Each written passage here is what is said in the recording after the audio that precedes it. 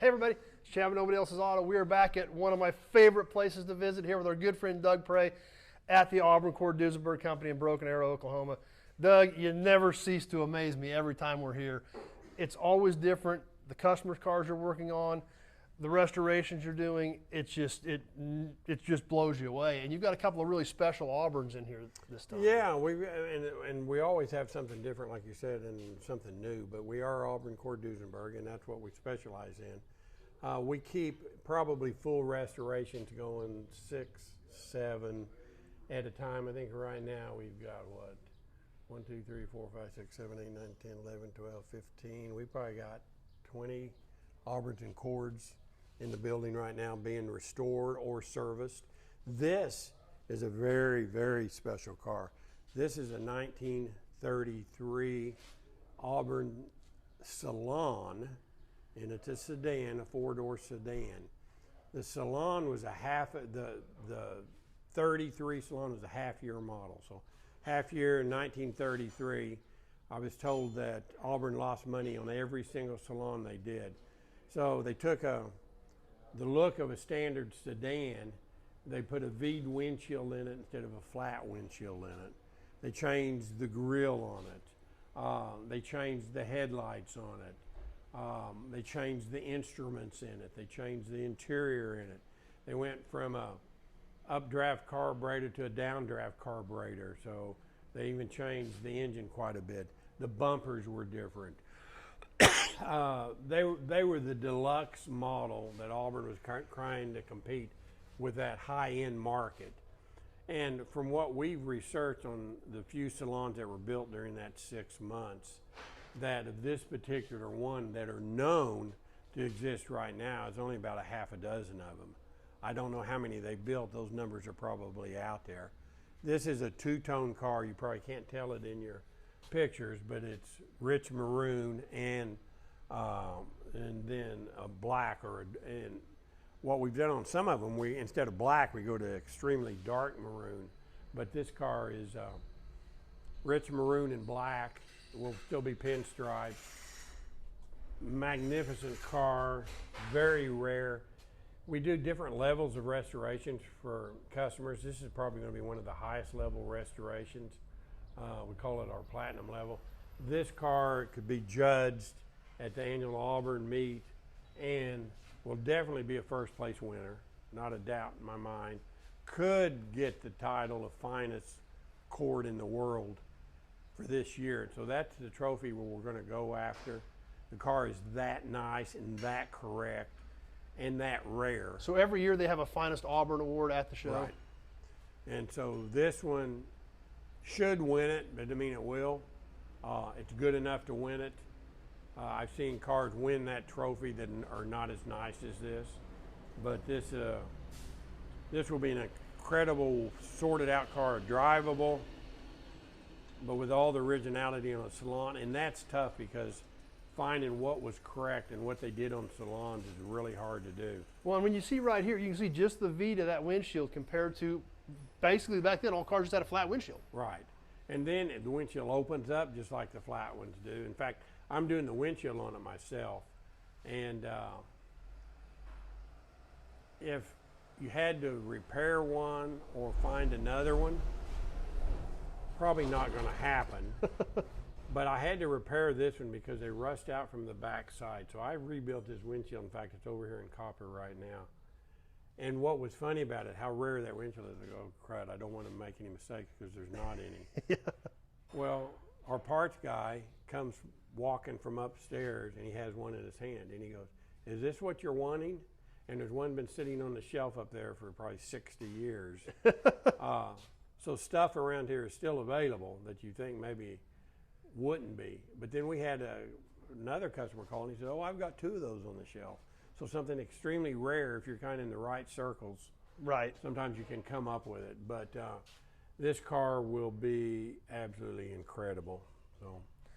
So this is a 33. And it was didn't they make Salons in 34 as well? Well, only V12s. Okay, because you had one here that we looked at a few years ago. Right, which would have been the same bodies, basically. Okay. But the 34 V12 Salons, they did them in every body style. and they were essentially leftover 33s. Okay. And so they built them in 34, and they're all salons. So that's the only thing you get. And so a V12 salon in 34 would.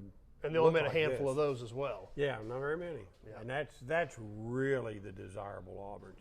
V12 salons, 1934. Well, that was the top of the food chain. That was as good as it got. Right, that's right. So anyway, it's a pleasure to be able to do this. We've got a cord in here that was a complete repaint. And then we're also going to put a different color interior because the car delivered from the factory probably had a gray interior in it. So this car is going to get switched from a burgundy interior to a gray interior. This will be a trophy winning car. It's not a full restoration for us. We didn't build the engine or anything, but we'll detail out the engine compartment correctly. We'll make sure all the chrome is good. It's all new paint.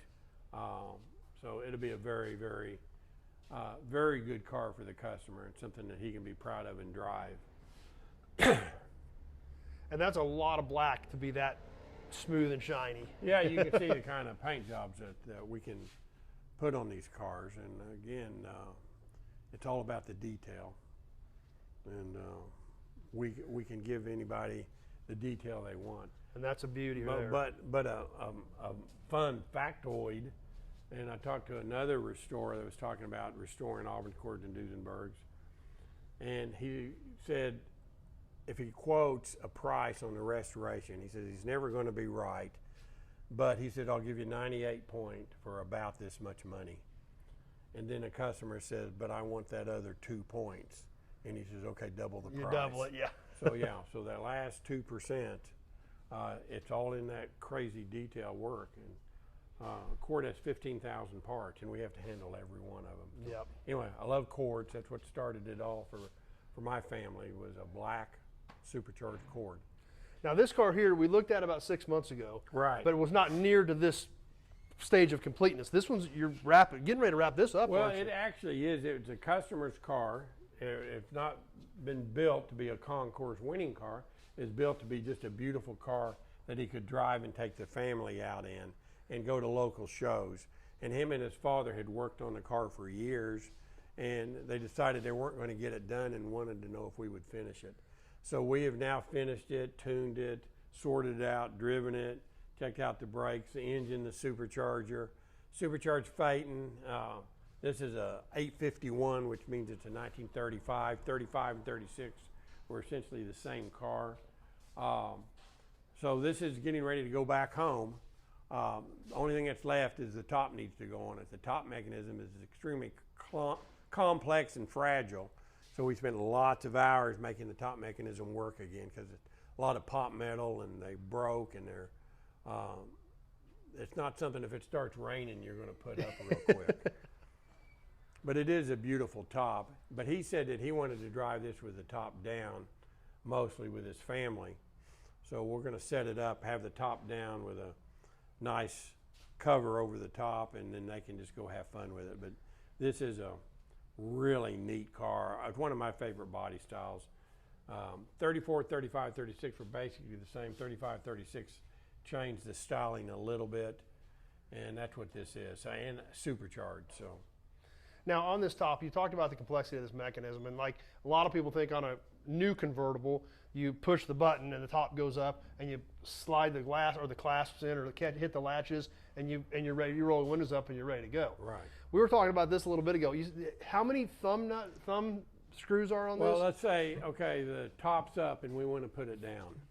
Okay, you got to take out 1, you got to take out 2, you got to take out 3, you got to take out 4. So the person on the other side has to take out the same 4. Then this just comes off, set it on your floorboard. Then the top bow will come off the windshield frame, and it will scissor in. And then this whole thing with this fancy mechanism will all scissor together, and this will all then just all fold down.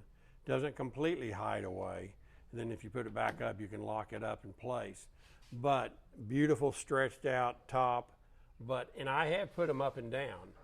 But the reason that they're always broken when they come in is because people don't know how to make them work, and they're pop metal, and everything breaks when they're trying to force things. Right. If you know what you're doing and you know how it's supposed to cantilever and bend and move, then you can do it without breaking anything. So this one all got sorted out, all riveted back together, working top mechanism.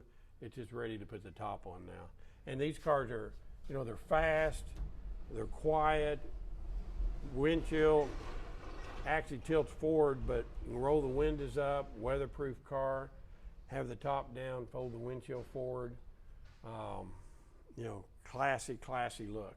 I've seen this in some old movies, and they're always having the top down, and even in the winter and snow, I've got pictures of the people they drove them in the day. You just put your coat on and away you went. So 8 bolts, you have to take out 8 bolts to put the top down. Yeah. So not just a simple couple-minute project. And I don't even know if one person can do that by themselves. Maybe you could. You probably could if you really knew what you were doing. But it's a 2-person job, and figure to fold the top down. If you know what you're doing, you know, you're going to spend 10 minutes. The rainstorm's over by the time. Exactly. It's already moved on down the road. Right.